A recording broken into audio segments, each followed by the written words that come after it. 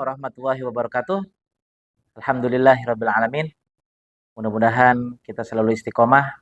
Bertemu lagi dengan saya Mas Idris dalam kajian kitab Jauharut Tauhid ya, dengan terjemahannya dari Mbah Soleh ya. Ini maha gurunya ulama besar di Nusantara. Mari kita lanjutkan pada pertemuan ini yaitu cabang iman. Kita masih ada banyak cabang iman ya. Ya, maksud itu ada 77 cabang iman. Kita sudah 29. Pada malam hari ini kita masuk yang ke-30. Bismillahirrahmanirrahim. Cabang iman yang ke-30 memerdekakan budak laki-laki mukmin yang tidak memiliki cacat pada anggota tubuhnya atau budak perempuan mukminah. Rasulullah SAW bersabda, barang siapa yang memerdekakan budak perempuan muslimah yang tidak memiliki cacat pada anggota tubuhnya, niscaya Allah akan memerdekakan setiap anggota tubuhnya, tubuh orang yang memerdekakan dari api neraka, sebab memerdekakan anggota tubuh budak tersebut. Hingga kemerdekaan kemaluan dari api neraka karena memerdekakan kemaluannya. Hadis riwayat Muslim.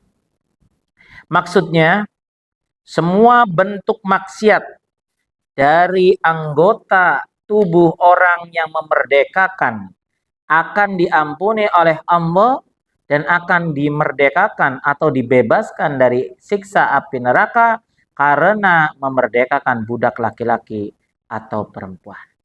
Kalau kita mengetahui ada perbudakan, masih ada perbudakan dimanapun kita berada, kita mampu untuk memerdekakan, kita wajib untuk memerdekakan. Karena di sini termasuk salah satu cabang iman, ya. Maka dari itu kita harus bisa memerdekakan budak-budak baik laki-laki ataupun perempuan, ya. Agar kita bisa selamat dari siksaan api neraka. Selanjutnya cabang iman yang ke-31 membayar kafarat atau kifarat, ya. Ya. Kewajiban membayar kafarat disebabkan oleh 4 hal. Kafarat sebab dihar, kafarat sebab membunuh orang mukmin, kafarat sebab bersetubuh di siang hari pada bulan Ramadan, dan kafarat sebab melanggar sumpah.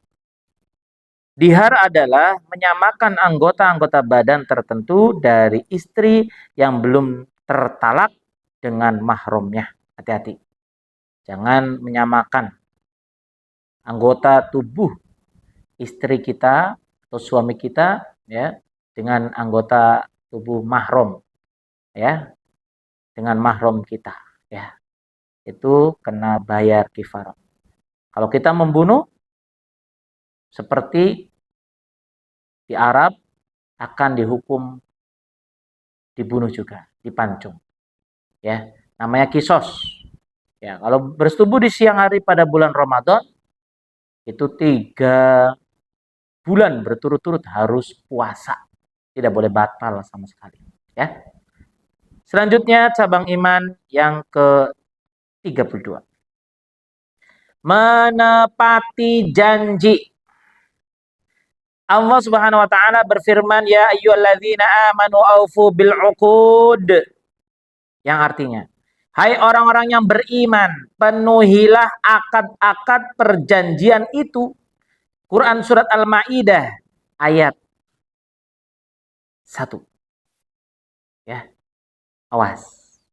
Kalau kita mau disebut orang yang beriman, berarti harus selalu menepati janji kepada siapapun yang kita berikan janji.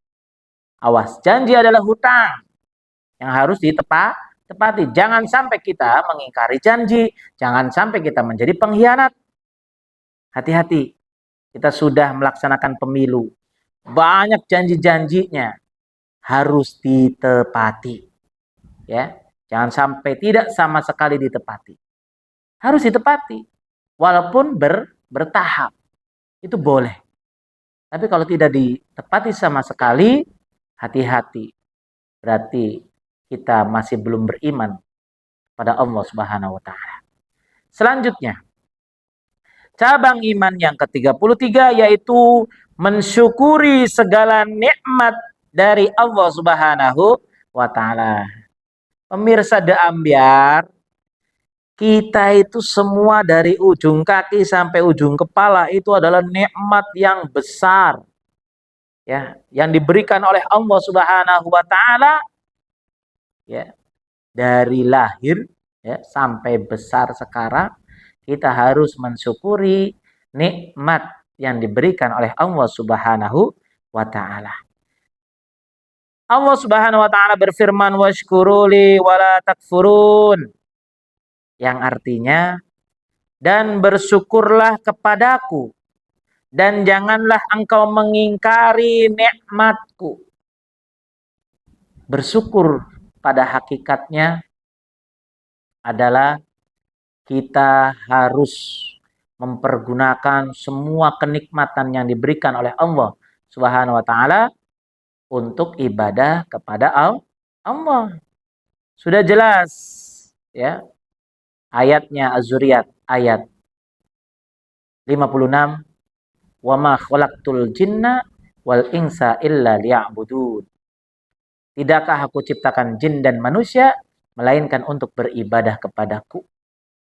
Jadi kalau kita hidupnya masih belum beribadah kepada Allah, hati-hati.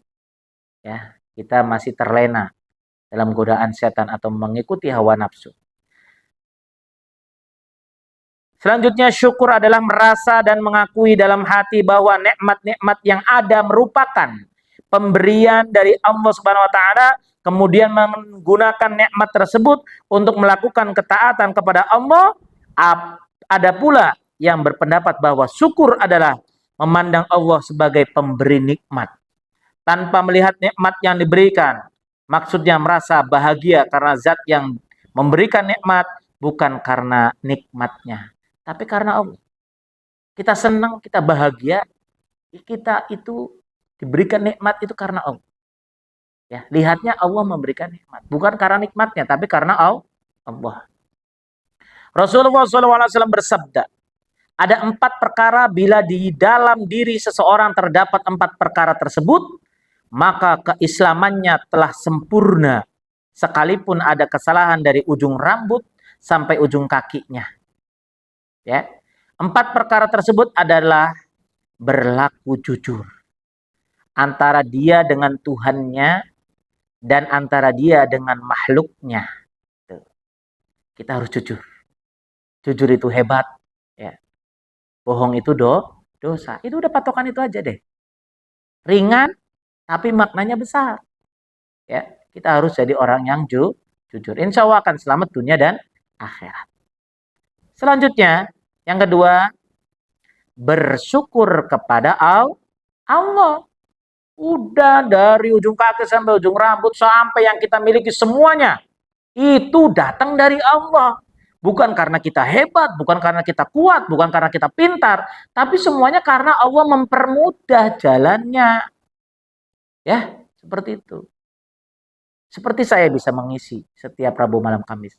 Berarti kita dipermudah oleh Allah Subhanahu wa taala. Selanjutnya, malu kepada Allah. Kalau kita sedang berbuat salah, tolong malu kepada Allah. Ya, bukan malu pada siapa-siapa, tapi malulah kepada Allah. Yang terakhir, memiliki budi pekerti yang baik. Nomor 1 adalah sopan santun.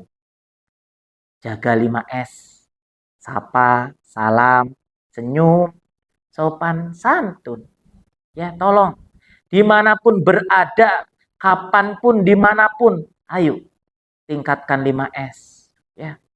Walaupun bertemu dengan orang yang sangat dibenci kita, orang yang membenci kita, udah tetap kita harus tingkatkan 5S. Dia benci kepada kita, itu urusannya dia dengan Allah.